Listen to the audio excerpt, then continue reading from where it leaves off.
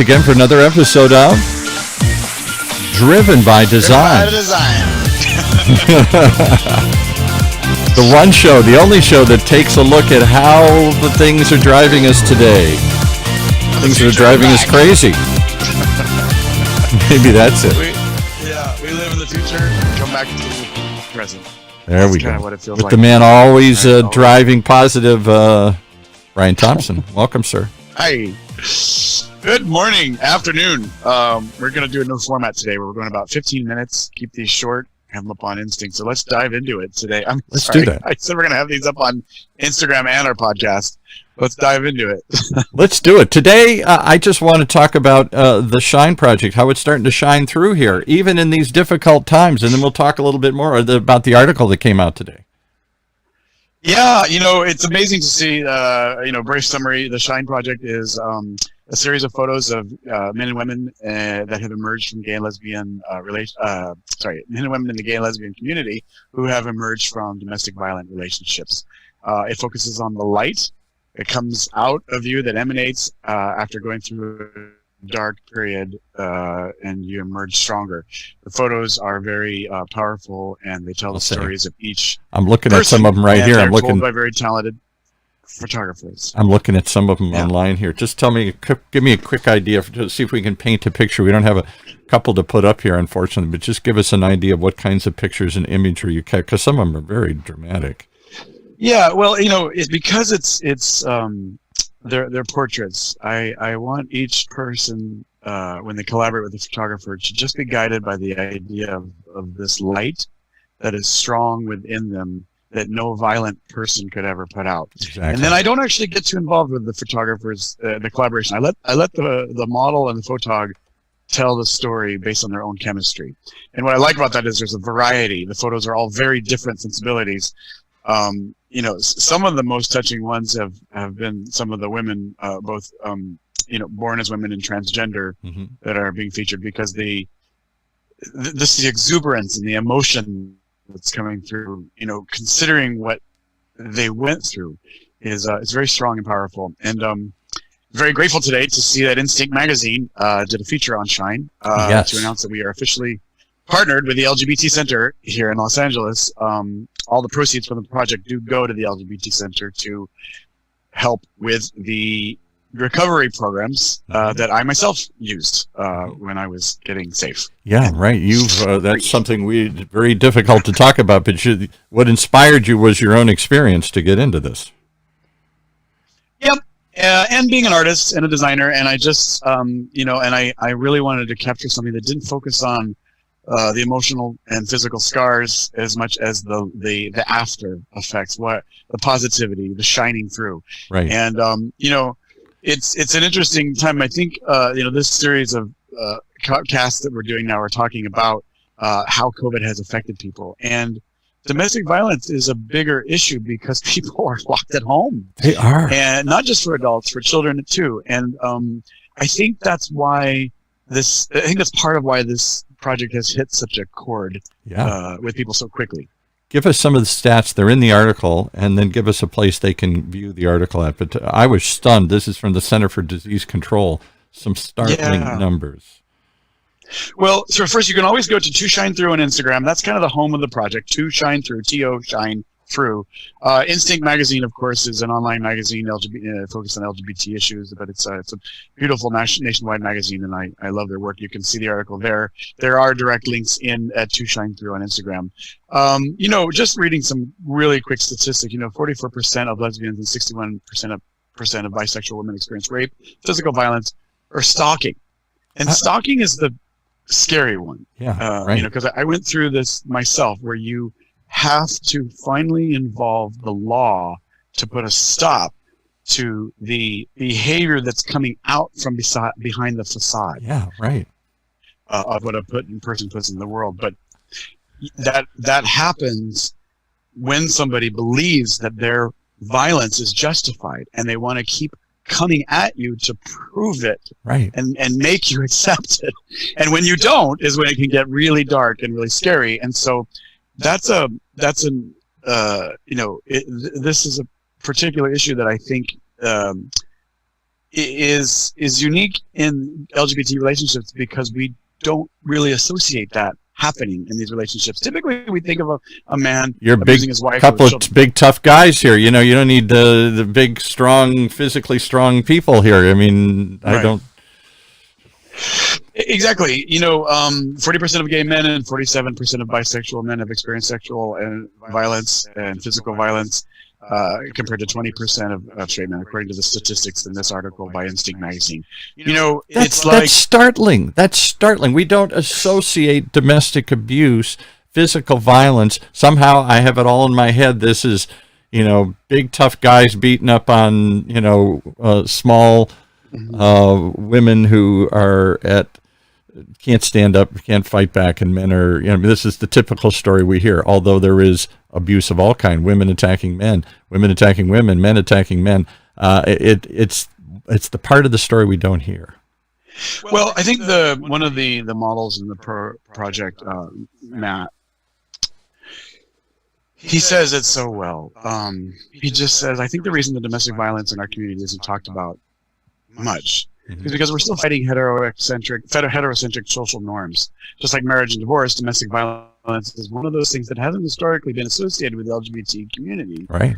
There's this misconception that domestic violence is generally a man assaulting a woman, which obviously doesn't hold true in our community, let alone in the world in general. Right. And I think that's the point, is that, you know, you can, the smaller one can often inflict more damage on the bigger one, because the bigger one just may not be a person that hits people. Right. And that's the key. Yeah, If you, right. you might not have it in you to hit back. And we're not just talking about, you know, the threat of hitting somebody too. I mean, that's part of it. When it gets to stalking, now you're scared for your life. What's this nut going to do? Are they going to shoot me? Are they going to shoot us both? Or, you know, something crazy going to happen here? Well, it's the unknown variable. Right. That I think that is scary, is that this person has already demonstrated that they believe that the violence was justified, and so you don't know where they're going to go. Yeah. But right. if they're breaking boundaries with physical and emotional violence, and then continue to break boundaries that you've established post the relationship, it's the unknown that's scary, and I think that's why it's important for people to. I'm hoping that this project will not only shed a light on this, but it has resources for people to call. If you look at I love this article because at the end it really features a series of numbers and support lines and basically escape hatches that you can reach out to get help if this is happening to you. Now to me, that's the nuts and bolts of the project. That's what I'm doing it for, because you can't do it yourself. What happened in my situation, I finally just put my hands up and said, I'm not equipped to handle this type of relationship that's happening at post relationship. I'm not equipped for this, and I'm going to do something wrong or make a misstep or get myself hurt by trying to mitigate and rationalize with irrational and frankly insane behavior. Yeah, right. And that's why you need these resources. You get an attorney, you go to the law, you hand it all over, and you release and let the cards fall where they may. And in my case, it protected me because it was clear that that was not healthy or you know, that it was dangerous behavior. Even more so, the court hearing that we had revealed the danger in my abuser by his own behavior in court. Wow. And so I think that's why you want to get the law involved. So we won't go into deeply into your case, but he showed up and you're trying to get a restraining order, and he shows up to fight this thing and shows the world why you need a restraining order. Exactly. In the words of my attorney, he said, I've seen people show up with a shovel and dig their own grave, but I've never seen anybody show up with a backhoe and a construction crew. I mean, just everything you could do wrong in court, that's what happened there. And at the end, the judge just interrupted the hearing and slapped him with a restraining order, and gavel went down and it was done. So I heard enough. Again, we're in the middle of COVID. People are going crazy. They're under stress. They're under strain. They're frightened, and they're forced to be together. Do you think this is going up? That's the anecdotal impression, is that across the board, this sort of behavior is increasing. People are cracking. So I think that is true.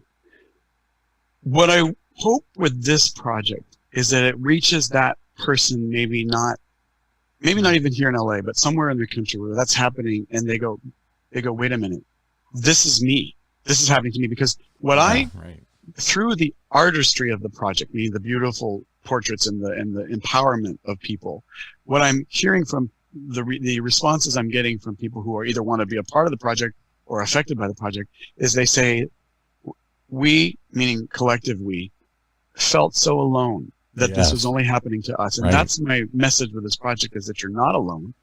If this is happening to you, I hope that the photos inspire you to get out, get safe, call these numbers, get yourself legal help, and just back away.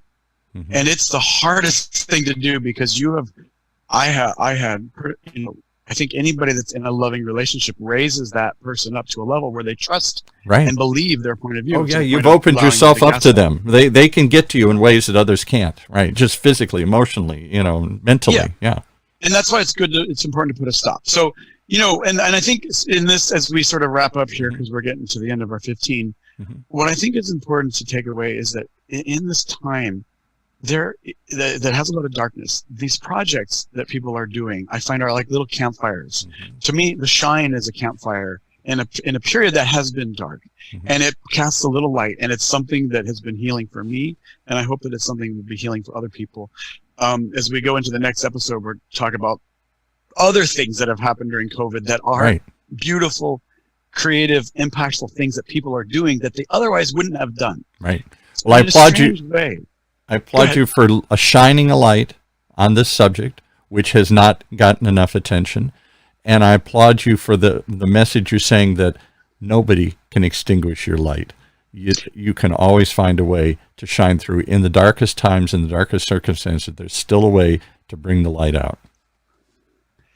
Yeah, thank you. And I feel that everybody has that. Everybody who's been through that has that. And so there's a sense of gratitude. Yeah, but they don't always believe that. You sometimes think the light's gone out. I can't recover from this. I'm not sure I can make it again. I'm not sure. We're feeling that way in COVID in general, but in abusive relationships over and over again, it was my fault. It's me. I can't, If you're being gaslit and you believe the person, you will believe that it is your fault. Right. Or that it's part of some, in my case, it was presented to me as a part of a Cuban culture. Well, it's not part of the Cuban culture. It's not. I know enough Cuban, but in the moment, you believe, okay, if only I had spoken differently, if only I had not done this, not triggered that. But all that you can do and all that you have accountability for is to say, I made a bad bet and I'm getting out and I'm going to protect myself. And that's all you really need to do. So in that, I hope that's what the Shine Project helps people do. Give us the sites again to watch the article or to read the about the project itself and where people can go view these paintings. Well, so currently the Instagram account is the big home for it. To Shine Through on Instagram. It will, because we are now officially partnered with the LGBT Center, they will have a microsite coming up shortly. And this article that came out today is on Instinct Magazine, with a link also on To Shine Through. And spell Instinct, because I think there's... Instinct is INSTINCT magazine.com. Okay. Well, thanks. My instinct is to go further, but that's all the time we have for today here. So tune in again to the next one here on... Driven by Design.